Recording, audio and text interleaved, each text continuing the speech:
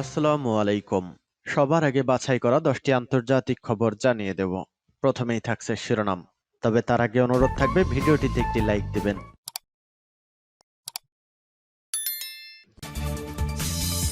ফিলিস্তিন ইসরায়েল পুরোদমে যুদ্ধ চলছে। এই মুহূর্তে আমাদের হাতে এসেছে ভয়ঙ্কর গুরুত্বপূর্ণ সংবাদ। Licence to kill. পশ্চিমাদের মদতে আরো প্রশস্ত হল ইসরায়েলি বর্বরতার পথ। যুদ্ধ থামছে না। এরপরই জানিয়ে দেব, ইসরায়েল ফিলিস্তিন যুদ্ধে 6 রণতরী পাঠালো চীন। ঘোষণা ছাড়াই হঠাৎ যুদ্ধে নেমে পড়েছে। এদিকে ইসরায়েলের 18 শহরের রেড অ্যালার্ট জারি। দখলদার ইহুদিবাদী ইসরায়েলের কলিজায় কাঁপন ধরিয়ে দিয়েছে স্বাধীনতাকামী সংগঠন হামাস যোদ্ধারা। ইসরায়েল ফিলিস্তিন যুদ্ধ তৃতীয় বিশ্বযুদ্ধের রূপ নিতে পারে বলছে রাশিয়া।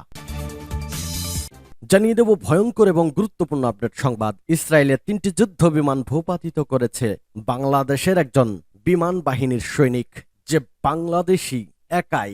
দখলদার ইহুদিবাদী ইসরায়েলের কলিজায় কাঁপন ধরিয়ে দিয়ে ইসরায়েলের 3টি যুদ্ধ বিমান ভূপাতিত করেছে, সেই ইতিহাস জানিয়ে দেব। এবং সর্বশেষ জানিয়ে দেব, ইসরায়েল ও যুক্তরাষ্ট্রকে সতর্ক করল বারাক ওবামা। শুনছিলেন সংবাদ শিরোনাম, এখন বিস্তারিত। অনুরোধ থাকবে এই ভিডিওটিতে একটি লাইক দিন। ফিলিস্তিনি মুসলিমদের সমর্থনে আপনার মতামত কমেন্টস করে লিখে জানান। ভিডিওটি শেয়ার করে দিন আপনার ফেসবুক সোশ্যাল মিডিয়ায়। Licence to kill. পশ্চিমাদের মদতে আরো প্রশস্ত হল ইসরায়েলি বর্বরতার পথ। একের পর এক আগ্রাসী পদক্ষেপে পুরো মধ্যপ্রাচ্যকেই ভয়াবহ যুদ্ধের দিকে ঠেলে দিচ্ছে ইসরায়েল। যাদের মদতে তারা অপ্রতিরোধ, সেই যুক্তরাষ্ট্র সহ পশ্চিমা বিশ্ব বলছে ফিলিস্তিনে যে কোনো পদক্ষেপ নেওয়ার ক্ষেত্রে ইসরায়েলকে আন্তর্জাতিক আইন মানতে হবে। অর্থাৎ সংঘাত বন্ধের স্পষ্ট বার্তা না দিয়ে পরোক্ষভাবে ইসরায়েলকে ফিলিস্তিনিদের উপর হত্যাযজ্ঞ চালানোরই যেন লাইসেন্স দিল পশ্চিমারা। গেল 7 অক্টোবর সামরিক সক্ষমতায় বিশ্বের অন্যতম শক্তিশালী ইসরায়েলের আকাশ প্রতিরক্ষা ব্যবস্থাকে বৃদ্ধাঙ্গুলি দেখিয়ে নজিরবিহীন হামলা চালায় ফিলিস্তিনের স্বাধীনতাকামী সংগঠন হামাস। এরপর থেকে অবরুদ্ধ গাজায় টানা বোমা বর্ষণ করে যাচ্ছে ইসরায়েল। আর বর্বরচিত এই হামলায় শুরু থেকে ইসরায়েলকে সমর্থন দিয়ে যাচ্ছে যুক্তরাষ্ট্র সহ পশ্চিমা দেশগুলো। গাজায় ইসরায়েলি আগ্রাসনের বিরুদ্ধে বিশ্বজুড়ে তীব্র নিন্দা আর সমালোচনার মধ্যে এবার তারা দিয়েছে নতুন তত্ত্ব। গাজায় যে কোনো পদক্ষেপ নেওয়ার আগে আন্তর্জাতিক আইন মেনে চলার সবক দিয়েছে যুক্তরাষ্ট্র সহ মিত্র দেশগুলো। রোববার স্থানীয় সময় রাতে পশ্চিমা নেতাদের সঙ্গে ফোন আলাপের উদ্যোগ নেন মার্কিন প্রেসিডেন্ট জো বাইডেন।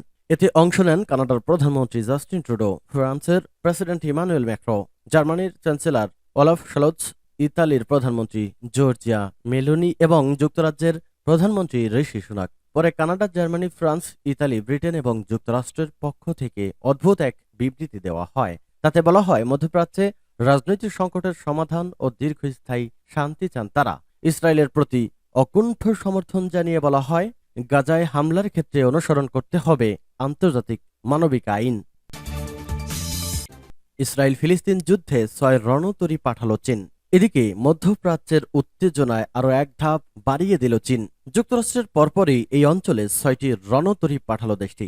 তবে ঠিক কোন উদ্দেশ্যে হঠাৎ চীন এই পদক্ষেপ নিয়েছে তা এখনো স্পষ্ট নয়। গত 14 অক্টোবর চীনা সেনাবাহিনীর এই যুদ্ধজাহাজ মাস্কাট উপকূল ছেড়ে যায়। 18 অক্টোবর কুয়েতের শোয়াইখ বন্দরে নোঙর করে, এখনো সেখানেই আছে। বিশ্লেষকদের মতে চলমান গাজা ইসরায়েল সংঘাত শুধু এই অঞ্চলেই সীমাবদ্ধ থাকবে না।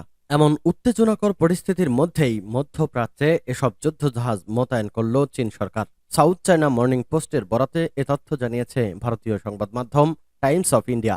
তবে ইহুদিবাদী ইসরায়েল এবং ফিলিস্তিন যুদ্ধ শুরুর পর থেকে ইহুদিবাদীদের সরাসরি অস্ত্র রসদ দিয়ে সমর্থন দিয়ে আসছে মার্কিন যুক্তরাষ্ট্র। আর ইতোমধ্যেই ফিলিস্তিনি মুসলিমদের পক্ষে সমর্থন ঘোষণা করেছে চীন, রাশিয়া সহ পরমাণু শক্তিধর বেশ কয়েকটি দেশ। আর মুসলিম শক্তিধর দেশগুলো একত্রিত হয়েছে। তবে ফিলিস্তিনি মুসলিমদের পক্ষে চীন জোরালো ভূমিকা রেখেছে। মার্কিন যুক্তরাষ্ট্র যখন দখলদার ইহুদিবাদী ইসরায়েলের সমর্থনে যুদ্ধ জাহাজ পাঠালো, ঠিক তখনই কোনো ধরনের ঘোষণা ছাড়াই চীন 6টি যুদ্ধের ভয়ঙ্কর রণতরী পাঠিয়েছে, যে কারণে দখলদার ইহুদিবাদী ইসরায়েল ধ্বংসের মুখে রয়েছে। আর মার্কিন যুক্তরাষ্ট্র ইসরায়েলকে সমর্থন দেওয়ার কারণে মহাবিপদে পড়েছে। ইসরায়েলের 18 শহরের রেড অ্যালার্ট জারি। ফিলিস্তিনের স্বাধীনতাকামী যোদ্ধারা গাজা থেকে বৃষ্টির মতো ইসরায়েলের বিভিন্ন শহরে রকেট বর্ষণ অব্যাহত রেখেছে। এর জেরে অন্তত 18টি অঞ্চলের রেড অ্যালার্ট জারি করেছে ইসরায়েল। এক প্রতিবেদনে এ তথ্য জানিয়েছে Times of Israel. Red alert জারি করা এসব জায়গার ভেতর রয়েছে তেল আবিবের সিটি সেন্টার, দক্ষিণ তেল আবিব, জাফা, বাতিয়াম এবং লাখিস অঞ্চলের, আসুদদের উত্তরের শিল্পাঞ্চল, আসুদদের আলিফ, বেত, দালেত, হে, এছাড়াও দক্ষিণ সোফালার কাফন, হানাগির অঞ্চলে রেড অ্যালার্ট জারি করা হয়েছে। এর আগে দক্ষিণ ইসরায়েলের কিছু শহরে হামলা করে ইরান সমর্থিত গ্রুপ হিজবুল্লাহ। হামলায় আক্রান্ত এসব এলাকায় এখনো পর্যন্ত হতাহতের সংখ্যা নিশ্চিত করা যায়নি। ইসরায়েল ফিলিস্তিন যুদ্ধ তৃতীয় বিশ্বযুদ্ধের রূপ নিতে পারে বলছে রাশিয়া।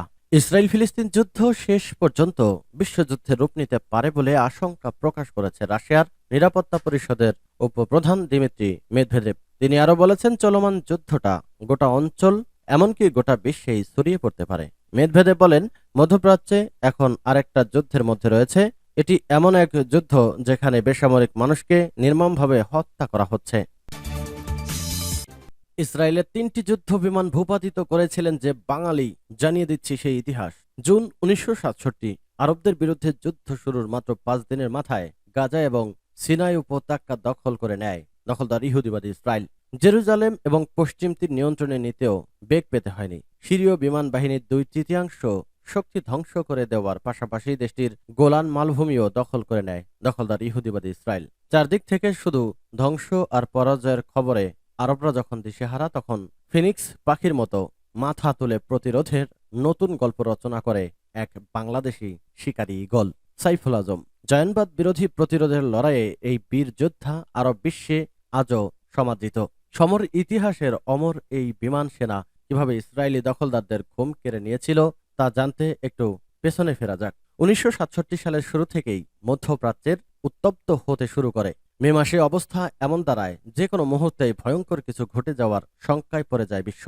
জুনের শুরুতেই ইসরায়েলি উস্কানির বিরুদ্ধে আরব ঐক্যের প্রতীক হিসেবে মিশরের প্রেসিডেন্ট গামাল আবদেল নাসার তার কিছু সেনা পাঠান সিরিয়ায়। তৎকালীন সোভিয়েত ইউনিয়নের সহায়তায় সামরিক বাহিনীকে শক্তিশালী করে মিশর। দেশটির বিমান বহর ছিল তখনকার আরব বিশ্বের সবচেয়ে অত্যাধুনিক এবং শক্তিশালী। সোভিয়েত নির্মিত সুপারসনিক মিগ ফাইটার জেট দিয়ে বিমান বহর সাজিয়েছিলেন নাসের।